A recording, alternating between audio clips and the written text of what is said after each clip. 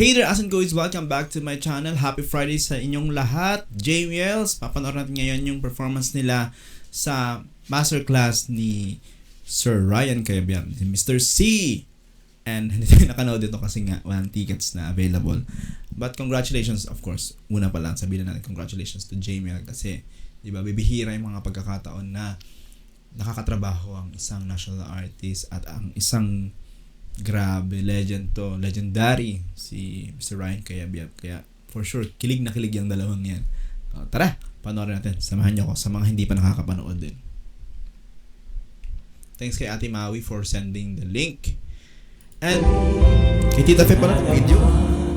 Pag-ibig mo ay kay sige, parang ako'y ang init mo sa magdama. Kung langit sa akin ay ipagkalit, dito sa init mo'y muling makakapit. Walang hanggang pag-ibig na may luha at tamis. Nasaan ka pagsaluhan natin ang init sa magdama?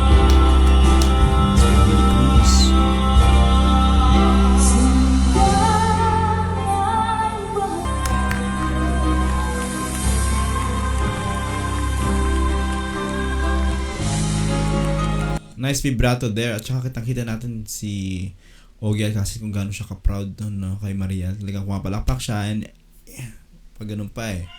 Ang galing, bagay kay Mariel yung mga ganyang kantahan din. No, ayos. And syempre, iba talaga dating yan sa atin kapag ka mga classic OPM talagang ibang tama sa atin yan eh, no? As a Filipino, we take pride na yung mga makabagbag damdamin natin. Lalo kung ang lyrics, yung lyric ko ba talaga ay Filipino, yung Tagalog. Iba talaga, iba pa rin yung isang awitin, ang isang awitin na kapag nasa titik natin na atin, di ba? At kinakanta ng may napakagandang tinig katulad ni Ma. Galing. Wonderful.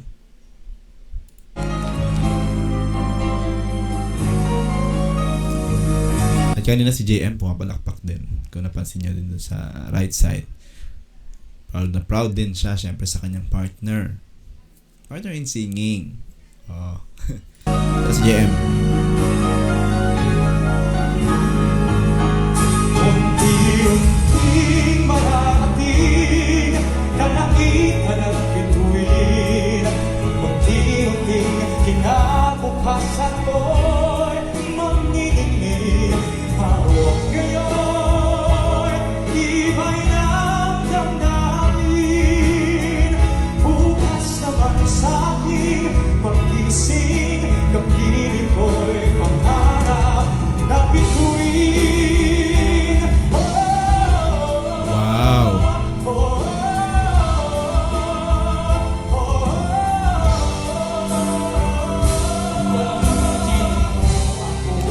Ayun, inintay ko kung ano yung kakantahin ni Sir Ogie kasi nag-aabang na siya dun sa sa microphone niya. And he's waiting for the cue na papasok na siya. Okay, with that pangarap na between, ako, kanta talaga yan ng mga mahilig sumali sa singing contest na for time before, yung mga winning pieces or yung kinakanta ng mga nanalo, yan yung mga awitin na yan. And ang swerte-swerte ni Miss Sharon to say din kasi she has been given a chance na maka-work talaga si Willie Cruz, di ba? Mga composers ng kanta, ang composer ng mga kantang to.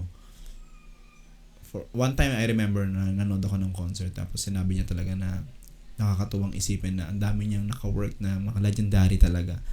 Willie Cruz, like Louie Ocampo, di ba, yung mga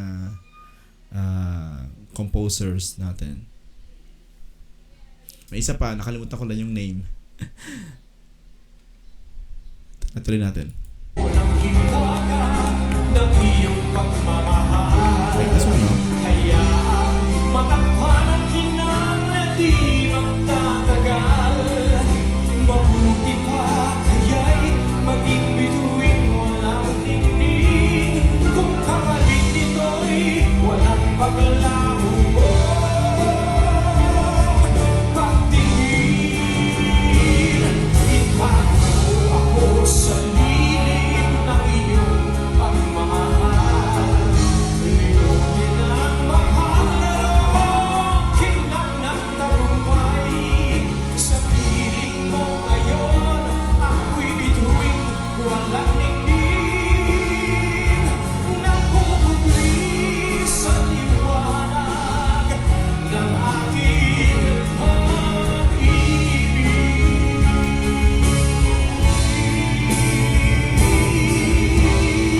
Kahit ilang awit ay aking awit. Kaya tutuloy ng ano, itago mo ako.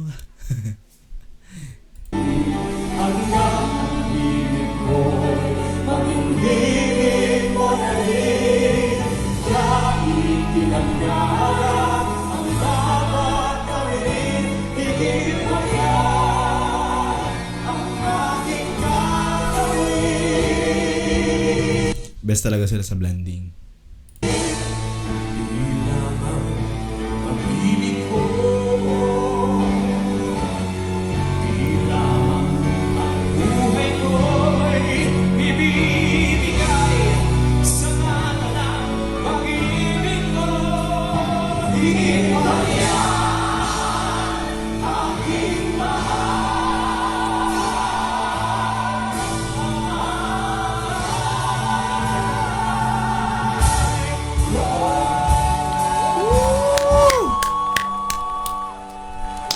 Ano, Tita Fe? Oh, wow, grabe. Woo! Husay.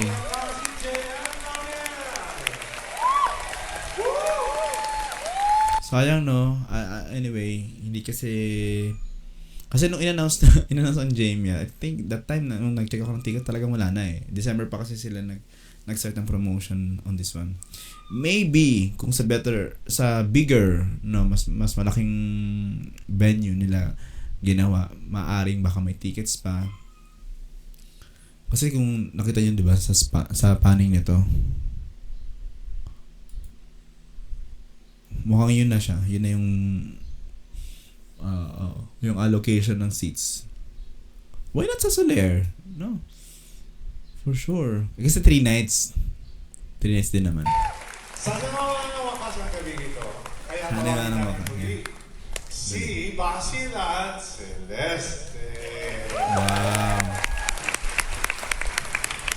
Ano pa? Basil Valdez, oh. Celeste. And yes, we will do anything and everything so our love will never end. Because without love, life is incomplete. Okay. I think...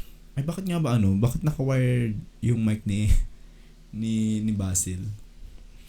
Iniisip ko guys kung sino yung yung composer kanina na sinasabi ko with regard to Miss Sharon. Yung gumagamit ng dahon. Kalimutan ko yung nga lang natin. Try nga lang natin mag-Google. Sino ba yung composer na yun? Anong masasabi niyo sa performance nila?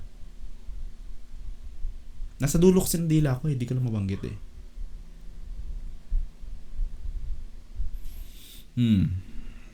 Try lang natin ha. Yeah. George Canseco, yon si George Canseco. Grabe. Galing. Tapos si Rail Valera, of course. Si Sharon. Dami niyang naka-work. Ayun. Cesar Azarcon. Yan pa.